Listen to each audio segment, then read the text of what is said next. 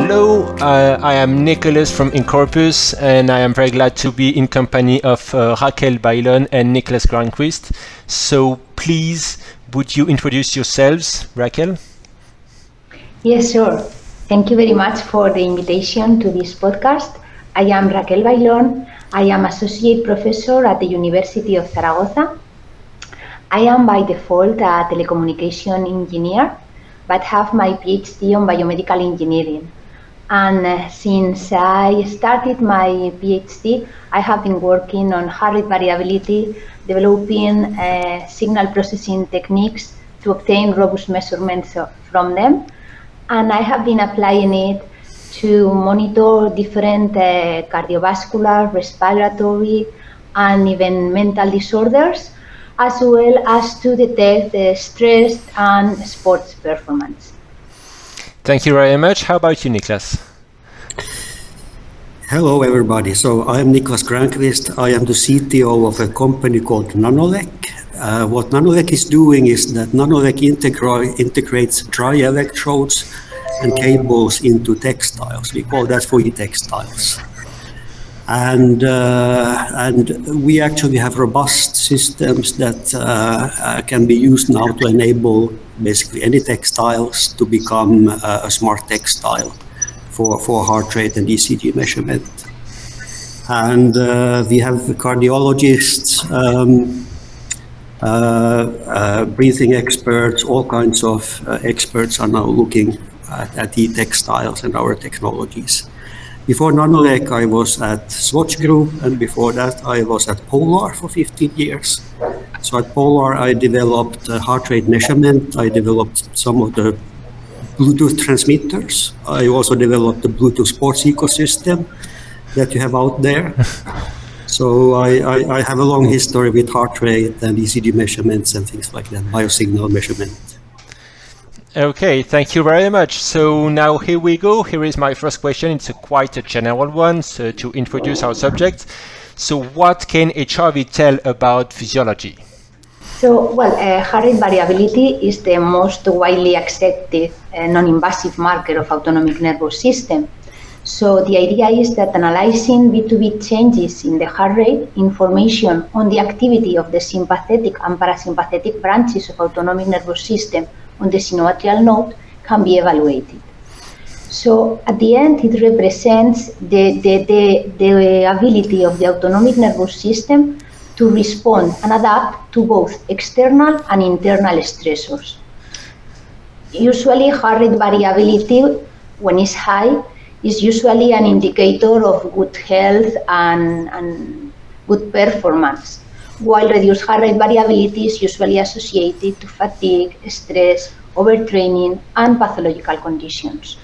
Okay, but how does it work? So do you have to take a test? Can you wear a sensor all day long? How can you record this data and how can you analyze it? Niclas? So usually it's enough that you maybe record like 5 minutes of recording of RR intervals. Mm-hmm. And after that, you have, let's say, a robust measurement of the variability.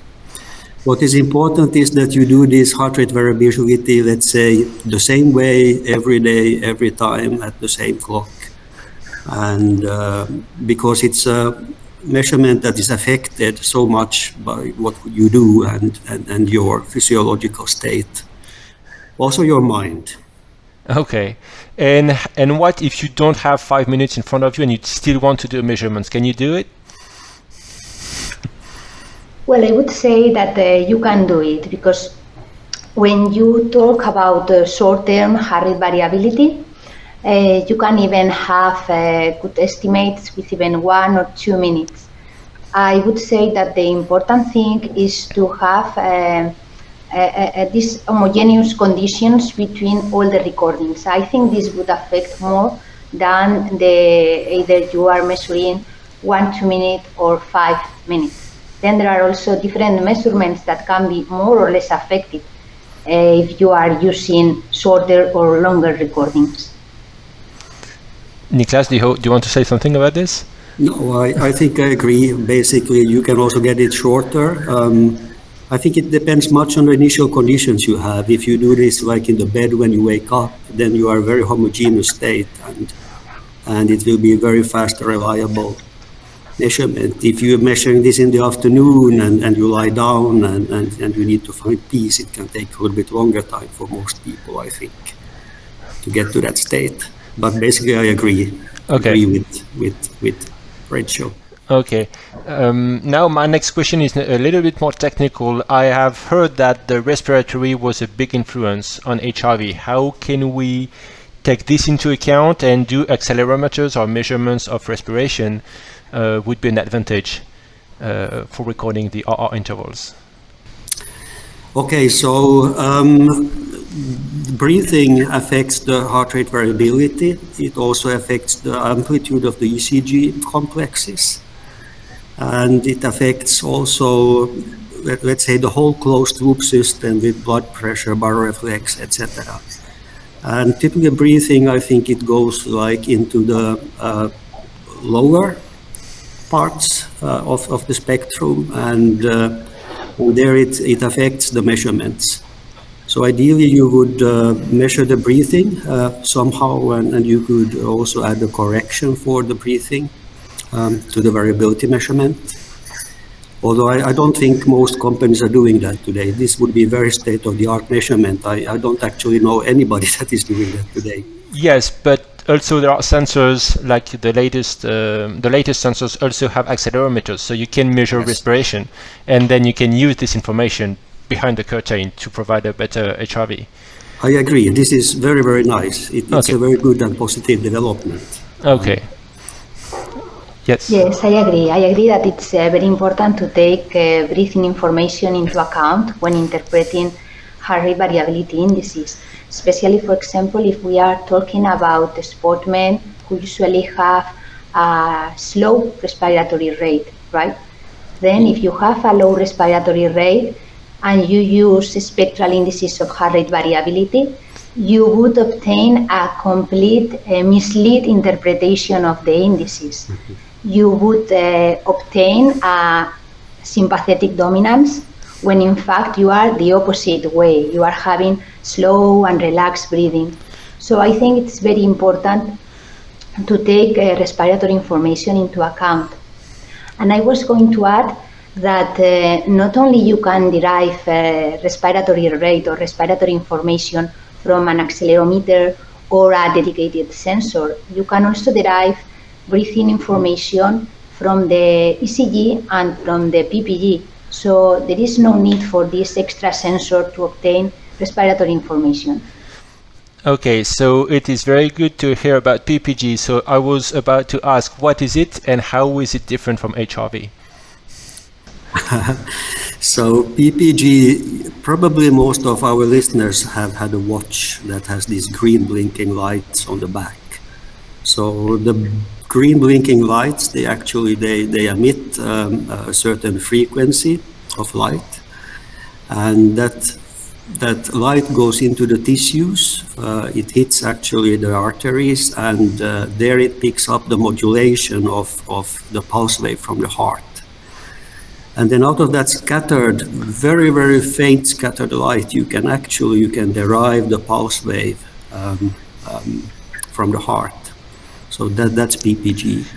Out of that pulse wave, then you can derive many other measures that are then related to blood pressure, wall stiffness, etc. So it's a very important measurement that I still think can give much more than what we have today. Okay, so what kind of other information is there in PPG that we do not have in HRV, for example? Regarding PPG, if we want to talk beyond heart rate information, although there is more to talk about heart rate information derived from the PPG, right? But we can also find information on how the autonomic nervous system is regulating vasoconstriction on the blood vessels. And we can derive indices of arterial stiffness, for example. And there are now some works and companies that they are estimating blood pressure just from a PPG signal. I think this is really challenging, and And extended validation should be done, especially into the capability of blood pressure derived measurements. A long time, the possibility of using PPG to continuously monitor blood pressure. This is something that should be still evaluated, but this is a very potential contribution of PPG to health monitoring, I would say. Okay, and now if we have simultaneously the ECG and PPG, can we even have more information than just one or the other? I'm thinking about pulse transit time and those kind of things.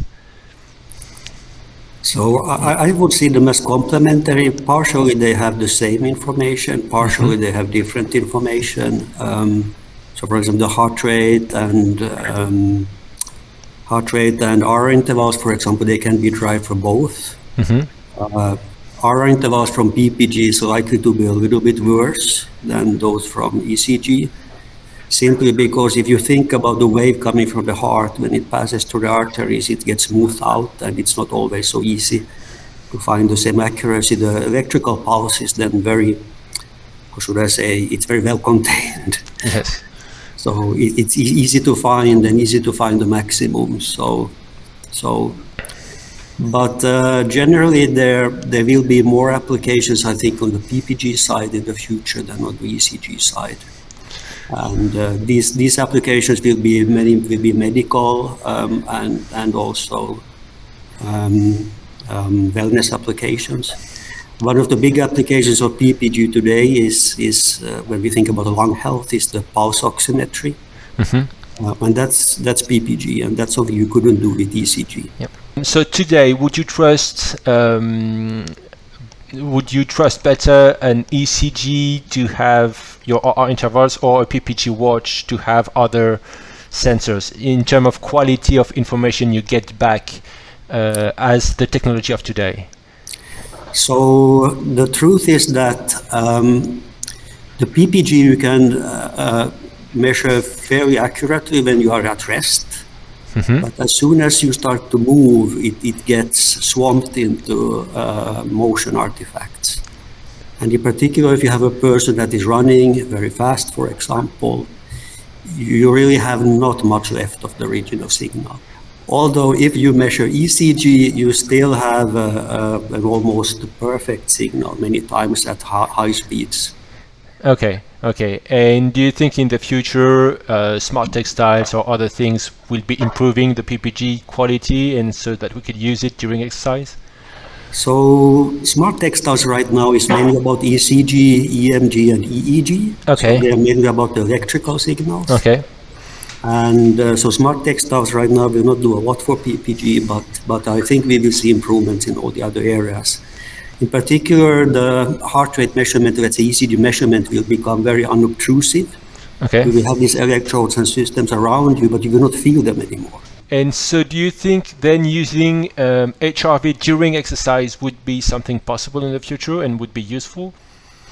So, I mean, HRV, when you increase speed, when you increase the heart rate, then HRV goes away. So HRV at higher is probably not, higher heart rates is not so informative. I don't know anybody that works in that field actually, but maybe Rachel can tell something. Yes. Well, we have done some research in the field, and what we have encountered is that when looking at the results using heart rate variability during exercise, you always find these contradictory results, mainly because the proper signal processing tools are not applied. And as we have been saying before, that heart rate variability is affected for so many things. It also happens during exercise. Then during exercise, your respiratory rate is changing, the mean heart rate is changing, and this also influences heart rate variability. And there are also other components related to the movement that appear in heart rate variability. So if these things are not taken into account, of course, you are going to have a contradictory results. What I think is that Up to date, most of the methods used for heart rate variability are not considering this, so we cannot yet evaluate if it has potential. But for example, we have seen that in some pathologies in which there is an alteration in autonomic nervous system, these differences are enhanced when doing exercise. And we can see these differences when analyzing heart rate variability during exercise. So I think that there is still some hole, let's say, in the future to give a chance to heart rate variability during exercise if the proper methods are used. The thing is that, for example, you can analyze heart rate variability during exercise, taking all this information into account, but also the kind of exercise, the intensity, all these things have to be taken into account when interpreting heart rate variability during exercise. So you are not going to be able to apply the results of heart rate variability analysis during any kind of exercise, or different types of exercise would give different results. So I think there is still some research to be done on this before obtaining a practical measurement of heart rate variability during exercise, which can be directly used to monitor fatigue, performance, or these things. Yeah, so I know some research that has been done, and so basically when you increase the heart rate, then the heart rate variability kind of plateaus. So there's a plateau, and this plateau has been actually connected to some of the metabolic thresholds. Whether that holds in general, I don't know, but I have no explanation to why, but I know it has been like that. Then if we go back to our initial idea, where we had supine, for example, or resting measurements, all weight in the same condition, the same way to perform, so we can compare from a day to another. Then if we do the same, let's say, warm-up exercise from day to the next day, and etc., you think on a steady state we could compare the different HRV values during exercise? So steady state, a light exercise, and we could get information on exercise performance, for example. I think this is a possibility, especially if you are not using very high intensity exercise, because then it occurs what Niclas was saying about the saturation of these receptors. And also what happens is that the mechanical effect of breathing is also important. So at the end, you start watching some high frequency oscillations in heart rate variability, which are mainly related to the effort of breathing and not to any autonomic nervous system regulation. PPG during exercise, as you said, is very hard and not likely to be as useful. Do you think a light exercise steady state could still be useful with PPG? Yes, I think so. That's possible. It needs to be remembered that PPG is so sensitive, and it's not only like external motions disturbances, it's also internal disturbances. So for example, PPG does not generally perform well in the gym. For example, they're just sitting on a bicycle and you keep the grip of the handles. That causes enormous artifacts in the PPG many times, because the tendons below the sensor are tensed, and so PPG is a really hard measurement in almost all sports. So I think the upper arm is a very good place. Okay. The wrist is not a good place because it's not highly capillarized. The ear is also a good place, but it's not maybe so comfortable. But let's say about the eyes, or head could be very good places. The finger is of course a good place. Let's say any place where you cut yourself and you bleed a lot. This is a good place. There are good places for PPG. No, I agree with that, and I would say that there is a compromise between the information that you can obtain from the PPG, because depending on the site of the body where you measure it, the waveform is different and different information can be obtained. But there is a compromise between this and the susceptibility of movement artifacts. For example, if you place the PPG in the arm or in the wrist or in the finger and you are running, then you are going to obtain these movement artifacts that are going to mostly destroy the PPG signal. In any case, when analyzing the PPG in any situation that is not still, I would say it's important to have information on motion. So the use of accelerometer data to try to see the amount of effect of motion in the measurements is always a good idea. So if I understand well and if I summarize, I would say, well, you tell me if I'm right, but that would be HRV is currently more trustable maybe than PPG, but PPG has more information but is more likely to be affected by movement artifacts. I think that's a very good summary of the current situation. Okay, and so what's for the future then? How do you see things evolving? So I think that what has happened is that PPG kind of trumped ECG now in the market because it was possible to integrate it with watches, which is a very simple measurement. I think from my side, I see that a lot of companies are now very interested in ECG again due to smart clothing. And I think the ECG will hopefully come back. I'm able to bring that back to the market again. Yeah, I agree with everything that you have said. I also wanted to add that also ECG has important information that PPG does not have, and can be interested in many cardiac applications, for example. That's for sure. And it's also a more robust measure. And now that also wearables are evolving and different ways of measuring ECG are being developed. So I think there is a place for both the ECG and the PPG. And for sure, what I think it's important to be included in the market as it is now is a way of accessing the signals that the wearable devices are recording, mainly regarding the PPG, because sometimes they could be leading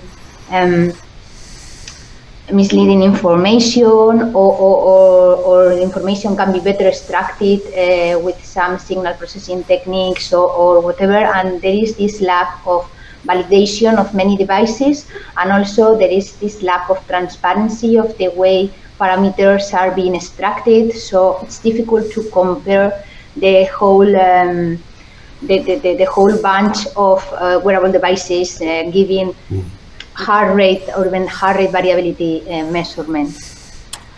What I can say, what I see on my side is that I see sports companies interested like in 2 electrodes. I also see sports companies that are interested like in Holter. We talk, let's say 3 to 5 electrodes and right leg measurement. And then I see medical companies interested like in 12 lead or 10 electrodes. But then we also have, because I can integrate basically as many electrodes into a smart cloth as you want to. I also see some companies being interested like in 20 electrodes to view the heart in ultra high resolution. So I think this at least these smart clothes, that smart garments that I'm working on, I think they have potential to change a lot of things. Smart garments are also very good, for example, for measuring ECG on children. Gel electrodes are not very nice on children. And I don't think you would like either to make an ECG with 20 electrodes with gel electrodes. Yes. Well, thank you very much to both of you. I think it's about time to close this podcast.